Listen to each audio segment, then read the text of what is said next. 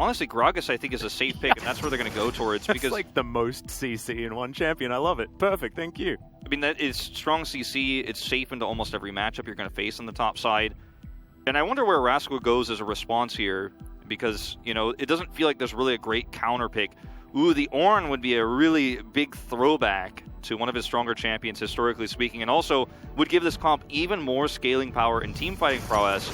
And even though it's a rare pick here, and it's not necessarily going to be a banger matchup in the top side of the map, I really like Gen G understanding that if they can have enough initiation and enough of a front line for Jinx to actually do that consistent damage, it is going to be very difficult for T1 to front to back. Rivalry that's one-sided isn't fun at all. But here we go, finally.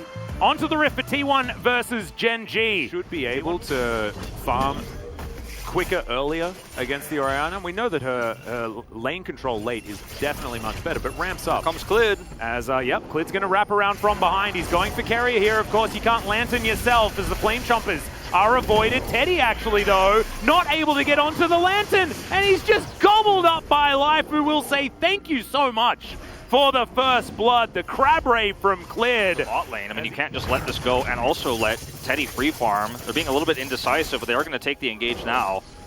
Actually, Rascal moving on over here. You can see Carrier getting there a little bit late as the Phalanx has been set up here by Gen G, and Shelly's not going to releash. The barrel going to miss as in goes the Ornn Horn. Does get a couple of knockups as Faker can take himself a lantern, but he says no.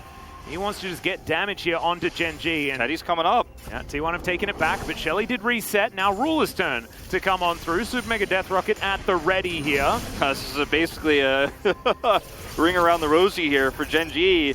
They're not able to take the Herald themselves, but they can deny it multiple times here from T1. Yeah, getting control of these chokes as well is just so easy for BDD at the same time. He's got that Shockwave at the ready. There is no Ornn Horn, but he did manage to take down the Herald. And see whether any of these kills do come down. In a little bit of trouble is the Olaf as the eye is taken. 3-man Shockwave from BDD is huge, but now Rascal out of position. Super Mega Death Rocket body blocked by Carrier, cuz would have been very, very close. If they can take this advantage into the late game, we might have them taking the first game in this series. Not to mention, we will not have a Cloud Soul as well. It's going to be a Mountain. Certainly, that is the Gen G Ornn is right there. So happy with that. Critical T1 were able to take that away, bring that reset. So this is actually pretty massive. T1 have a great opportunity to force this fight on their terms for the first time in this game. Cuz standing at the front, you've got Rascal in pretty good horn position. As Ruler out of the fight for the moment. And T1 are going to start this one up. Ruler now just going to move on over with the rest of his team. Gets through unscathed as another control ward goes down. Gen G have picked up the aggro, and you can feel just how much both of these teams know the importance of this position. In comes the Ram, looking for Cuz, who does throw down the Ragnarok, but no way can he get into position. And T1 are going to give it away. You can see they were like, nope, it's a little too dangerous. Losing a fight here would be catastrophic. But the Faker can get over in time. Body slam onto Rascal. Gonna get knocked up though is Canna. Takes some rocks, able to utilize his stopwatch to avoid the Shockwave, and now no Shockwave is a huge deal. That's a great trade for T1, but isn't enough. Faker's going for a huge flank here. Yep, Call of the Forge God is available. Clid felt something in his waters. Spots Faker going for the slight flank, and now he's looking to close in. We'll see where Gen G are going to put themselves in this particular moment. I love the harass coming through from Faker here on the left side. He's just out of range of getting picked, and now T1 have reset the Drake, and they actually have priority here. Look at where Kana is. He's in such a great spot. This is beautiful from T1. Yeah, we'll see whether he can actually blast cone over. As you can see, he's going to get tongue lashed as now Clid getting on in there, not going to be able to find the smite. Now they have thrown his life away. The Devour is going to be available as Teddy. The close range weapons are so scary. The cast comes out, but the blast cone keeps Rascal alive after the flash. This fight from T1 was exactly what I'm talking about. You play safe, you wait for a mistake, you wait for an opportunity. The Shockwave was Gen G's best tool of wrestling that control away. They stopwatch it, they push in forward, they put Faker on the left side there because they know that Gen G cannot commit to chase him. Oh, they're gonna to get the Banshee's Veil, as you mentioned. We'll see whether T1 are actually just looking for a trade. They could potentially run at the Baron. There is Severum Crescendum. This is real rough. Ruler's going to go over and try and solo this one out. And we'll see whether Gen G can play enough defense. This is so scary here for Gen G to actually split this up. Super Mega Death Rocket flying on towards the Baron, cuz taking a fair bit of damage here. Baron down to about 1,000, and it is secured by T1, but now The fight is on. Rascal doesn't find too much value there, but the Jinx takes down the Aphelios. Olaf, of course, is going to die, and Genji get Mountain Soul, give up Baron, but now 2 kills. Will this mean a broken base as Kana is running for the hills? The very terrified Yuumi is exactly how I would be feeling in that circumstance as well, as Clint comes on over. They're looking to try and stagger this one out. Even the comes teleport. over, and yeah, I just don't think that he's going to stand much of a chance here. And No more stopwatch. They were able to take the Baron, but they weren't able to group on it. And it's continuing to happen right now. They are ripe for a caster curse, and I want to apologize if that does happen, as Hook going to go wide onto Rascal. I mean, look at T1's positioning here. How will they ever close in on this Drake? Genji probably shouldn't overextend here, though. Yeah, Rascal actually is going to go golden. Tries to start this one as Moonlight Vigil actually going to get trolled a little bit there by Kana's cars. And the health bars on T1 go down low, but no one is actually taken out. Also, not a lot of R buttons down, as it's only Super Mega Death Rocket that's been picked up. That's not one of the CCs that they require. As watch the orb, watch BDD's power in this fight as T1 have been torn apart. Kana now off towards the side, and Ruler does so much damage with all the items he's put together. 4,000 already you chip in the this health. fight. You chip the health, you get your shield back. That's what Genji is doing here, but T1 have handled this so well. They're actually getting Drake priority right now on the Elder Drake. Teddy, where are you going? Oh, what is that? Don't face check! No! Well, he does take the Lantern, survives for the moment. Now Lantern on cooldown. The Elder has been pulled out. Rift Scuttler is going to fall immediately. As Rascal down to 50%. Kana off towards the side. Finally shown on vision as Faker flashes before the Lantern comes out. Now both on cooldown for the moment. Rascal has to play back now. He's going to have to teleport back in. T1 now or never. Oh my goodness, the Super Mega Death Rocket. That means the bottom lane are out of this one. There is no way T1 can fight his Elder Drake for Genji. War of attrition won by the red team. And that might just be game here, Atlas. You can see Abyssal Voyage forward. They want to catch Kana. He has to ult out. But the base is about to be unlocked. Yeah, BDD didn't actually know which way he wanted to go. The first missed shockwave for him is going to get a flash, and Kana is going to survive. And this is going to be a Baron easily here for Genji. They get a pick or two there. They can just walk down the red carpet through here and just force them out. Oh, Faker, no! What? That's the brush he got caught in to lose the 92-minute game! Oh, no. Well, oh, God, no! The last nail in the coffin here is we're going to watch this one more time. Just extremely far forward here is Faker. And for what? Yeah, it's so That's strange. so peculiar. I mean, they had a lantern nearby. Uncharacteristic mistake for Faker as Nexus turret number 1 is going to go down. BDD flashes forward, gets another flash for his shockwave. Ornhorn does go a little bit wide there as kind of breaks up the fight, but Rascal looks basically unkillable. Just goes in and solos Teddy. Now Carrier and Kana have no damage. Faker finally turns up, but Ruler is an absolute monster. Carrier comes on in. That's a very angry dragon, and the Nexus will fall.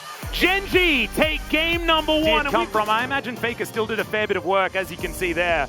But this one's all about Ruler as far as damage goes. I want to shout out BDD. I think that his shockwaves were pivotal in the early to mid game. And what this Genji comp does is it enables Ruler in the late game. And this is exactly how this damage graph is supposed to look. The one time Genji had to give up the Drake was because his shockwave was stopwatched. Hello and welcome back everybody to the LCK Analyst Desk for the second round of the playoffs. And today we'll be joined by Jeongyeon, Victory, and Gorilla.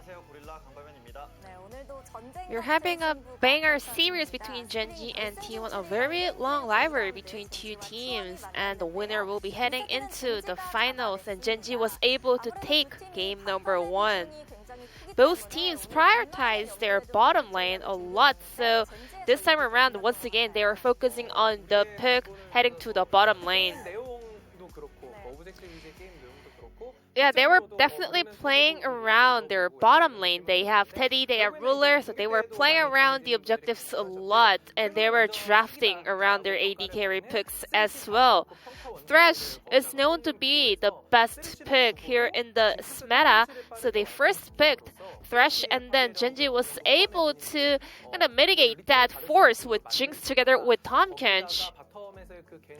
And with the early gank, Aphelios and Thresh was not able to hit the power spike when they wanted to, which means Genji will be empowered even stronger.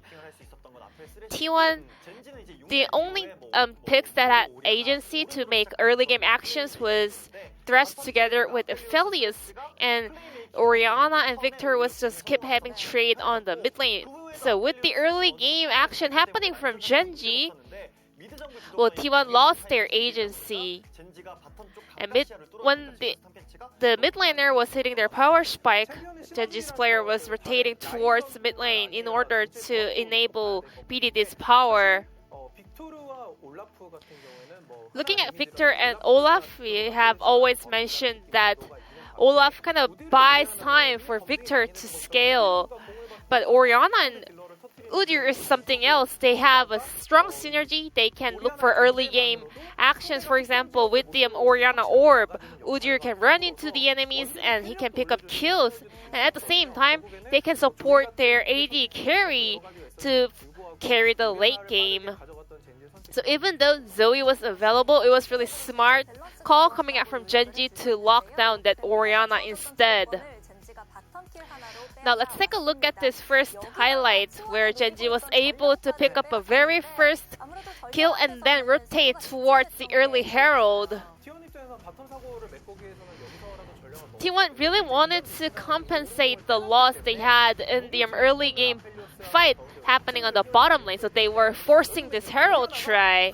So Orianna didn't do much work, but she got every work done because Orianna has full control of a narrow landscapes. You know, you cannot just walk past that area when Orianna is guarding there. So with her presence, Victor and Thresh got completely zoned out, and the top side was taken over by Genji too. So Genji even secured the Herald, and they were able to walk away without losing anything. And then so Jinx was able to also pick up all the waves that was about to get shoved under the turret. It was not about the mistake coming out from the individuals. It was more like Genji's intelligent macro decision, especially around that Orianna. They were able to control that area around the Herald. I think T1 definitely had the power spike to take teamfight at that point in the game, but Genji was able to just control the fight really well, utilizing the power that they had with the champion picks. And that's where everything started. T1 was not able to come online because of that loss of the early Herald, and then Genji was having a full control till the very end. So let's take a look at this second highlight. It was a Dragon Soul time for Genji, and Orianna always had the orb on a very significant area, so T1 had no chance to make their way down to the Drake. So T1 looked to trade it with the Baron, but Genji's comp had Tahm and Jinx. At that point in game, Jinx can solo the Drake, and then they can utilize the Tahm ult to make a cross-map rotation, and then Ruler used the ultimate to scan the Baron Baron HP, and she was also able to effectively chunk down the opponent's HP. And then we could see a slight mistake coming out from Kana here as well. Well, even though Udyr was not able to steal away that Baron, but still Genji was in a very huge lead in order to take that Baron fight. Genji was not in a rush at all, but T1, they really needed to interrupt the Dragon Soul coming out from Genji. T1 was trying really hard to find any kind of window to take the game around, but Genji was so solid. And BDD will pick up that POG on Orianna performance. Very low DPM, to be honest, but he was getting all the work done in order to help Genji reach the kill perfect game in game number 1. Genji always had Orianna to control the landscape and not allowing T1 to reach to the Genji players. Orianna, it was really significant looking at the marksman picks here, because this champion can do massive damage, but at the same time, this champion can protect her AD carry. On a similar point of view, Victor is also really good because he can just one-shot marksman in the late game, but still Orianna was there very reliably for Ruler to flash on forward and pick up the kills in the end.